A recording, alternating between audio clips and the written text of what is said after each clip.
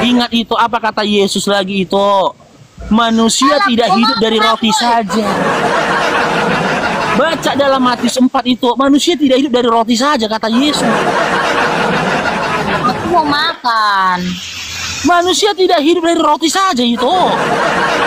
Terus urusanmu sama aku apa? Aku mau makan dibilang. Aku mau menyampaikan kasih kepadamu supaya kau berhenti dari kesesatanmu.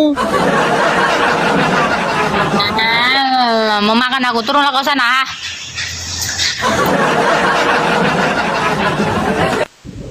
Itu Pasar Ibu, bukalah hatimu itu. Buka hatimu supaya kebenaran sampai kepadamu itu. Jangan kau berlama-lama dalam kesesatanmu. Gak usah kau turun. Gak usah kau goda aku itu. Gak usah kau goda aku dengan penampilanmu. Turun. Gak tertarik aku. Tertarik, nggak gigi. Ya udah makanya kamu berdandan kau di depan aku. Makanya aku bilang Gak usah. mau makan. Gak usah kau poles-poles wajahmu, kau cantik-cantikkan mukamu di depan aku. Gak tertarik aku. Gak tertarik. Yaudah, makan kau. Nggak selera aku, makanya turun kau. Nggak perlu kau merah-merahkan bibirmu itu. Kalau masih sesatnya kau nggak akan cantik kau ditengok orang. Kau yang ngatur ke aku, mau sesat mau enggak urusanmu, hidupku. Nah, itu jawaban orang nggak berakal. Iya.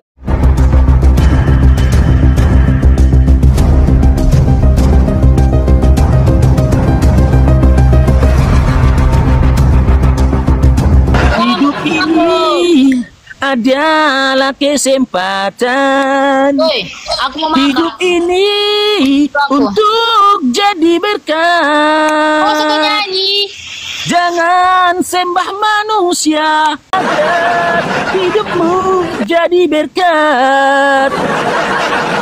Jangan sembah manusia agar hidupmu jadi berkat. Gimana itu? Udah mulai sadar kau itu? Apa? Mau makan aku, turunlah kau. Ingat itu apa kata Yesus lagi itu? Manusia tidak hidup dari roti saja. Baca dalam Matius 4 itu, manusia tidak hidup dari roti saja kata Yesus.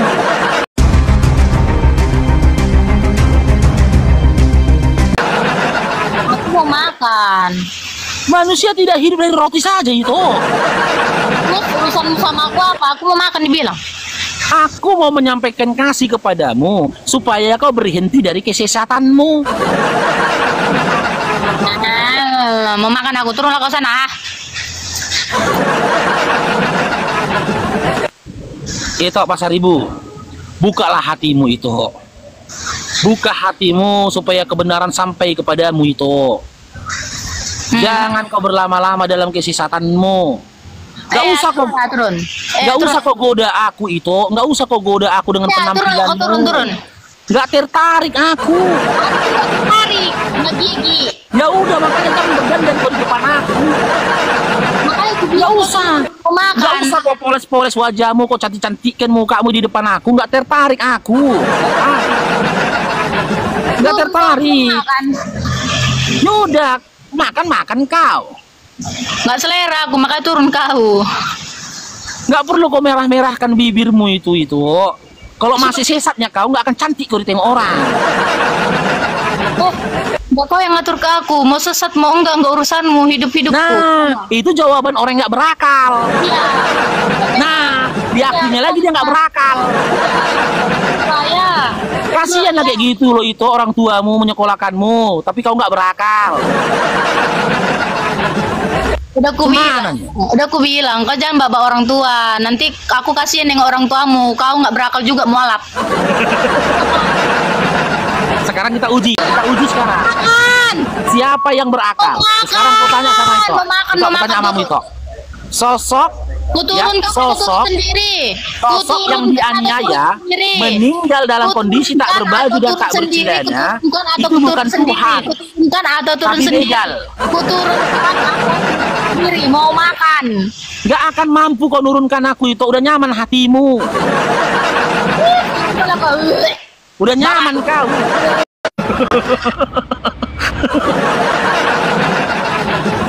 itu ya. Cair dong, diberkatilah cucu-cucu. Kita saksikan teman-teman kan, memang mereka berupaya untuk mematikan akalnya loh. Ya Allah, tik bebuih pun mulut kita bacakan bibelnya. Ya Allah.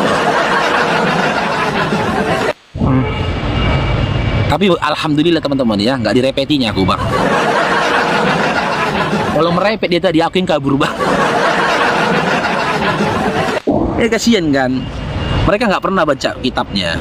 Makanya itu yang disesalkan kan, tidak ada tanggung jawab itu terhadap kitabnya.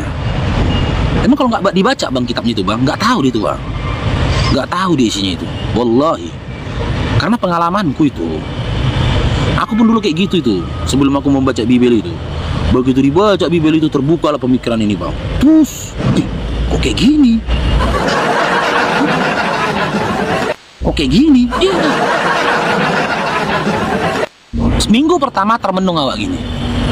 Betulnya ini. Minggu kedua udah mulai mengasingkan diri, suka sama kesendirian, udah malas bergabung sama orang-orang sekitar. Karena apa? Berbeda pemikiran kita sama mereka.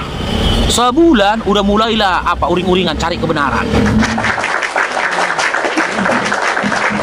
Dengan cara mulai dia berdiskusi, dia tanya ke pendeta, ke teman-temannya yang paham tentang kekristenan. Itu debat, seterusnya itu debat.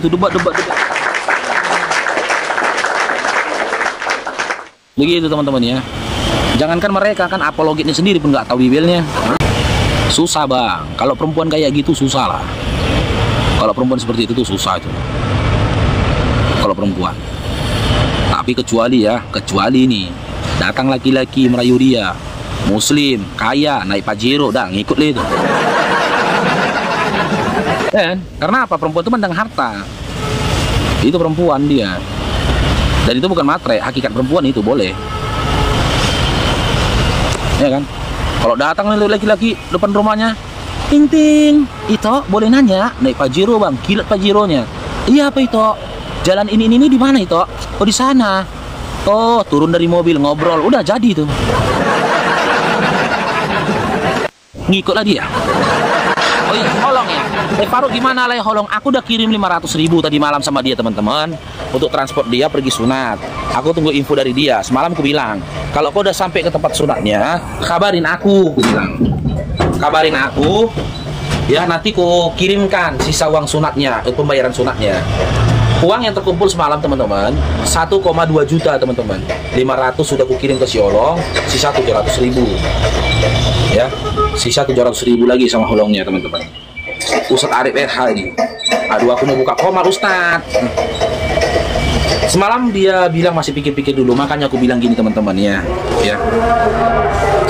Salah satu cara ampuh untuk menyelamatkan si Holong itu, berikan dia lapangan pekerjaan. Dia harus hijrah bang dari tempat itu bang. Kalau dia nggak hijrah dari tempat itu, sulit itu hidayah datang pada dia. Makanya ketika lisan dia mengatakan kepada orang, aku Kristen, itu atas dasar kebingungan dia bang. Bingung dia itu. Siapa orang Islam di sebelah dia diajaknya ngobrol? Siapa kawan dia orang Islam di tengah dia? Siapa?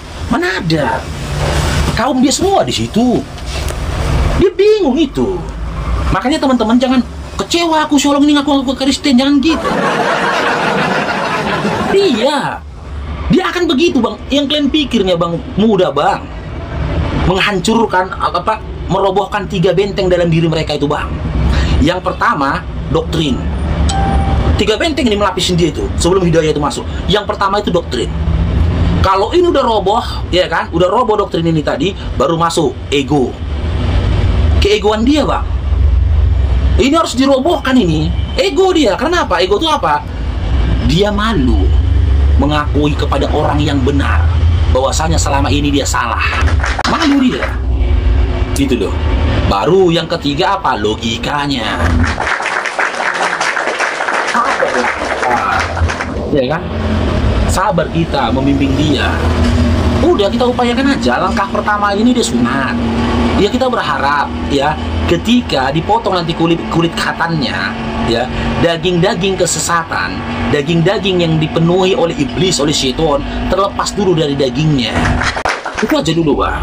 Kita nggak bisa memastikan ya hidayah atas dia. Yang penting kita mu'alaf, kita memandang dia itu mu'alaf. Apa tuh mu'alaf? Yang dirayu hatinya. Kita rayu hatinya, Bang. Gak lah mungkin kan tiba-tiba dia syahadat tadi malam, syahadat dia tadi malam, hari ini dia hafal 30 juz Quran.